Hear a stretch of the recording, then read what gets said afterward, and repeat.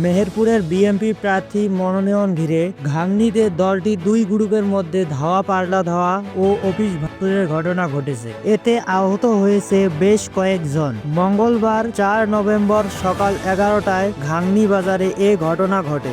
গত সোমবার মনোনয়ন ঘোষণার পর থেকেই উত্তেজনা দেখা দেয় মেহেরপুর 2 আসনে। এর জের ধরে ধাওয়া পাল্টা ধাওয়া, হামলা ও ভাঙচুরের ঘটনা ঘটে। বিএনপির মনোনয়নপ্রাপ্ত আমজাদ হোসেন অভিযোগ করেন, মনোনয়ন বঞ্চিত মেহেরপুরের জেলা বিএনপির সভাপতি জাভেদ মাসুদ মিল্টনের সমর্থক গাংনী উপজেলার বিএনপির সাধারণ সম্পাদক আব্দুল আউয়াল সহ তার ক্যাডার বাহিনীরা দেশীয় অস্ত্র নিয়ে উপজেলা বিএনপির কার্যালয়ে হামলা চালিয়ে ব্যাপক ভাঙচুর করে। হামলায় বিএনপির বেশ কয়েকজন নেতাকর্মী আহত হয়েছে।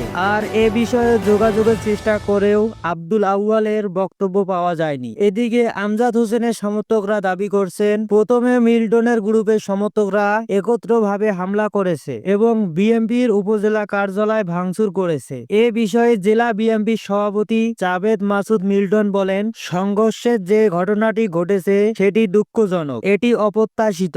বিষয়টি আমি পরে শুনেছি, তদন্তের মাধ্যমে প্রকৃত ঘটনা জানা যাবে। গাংনী থানার ভারপ্রাপ্ত কর্মকর্তা ওসি বানী ইসরাইল জানান, উভয় পক্ষের ধাওয়া পাল্টা ধাওয়ার পর পুলিশ পরিস্থিতি নিয়ন্ত্রণে এনেছে। বর্তমানে পরিবেশ শান্ত রয়েছে।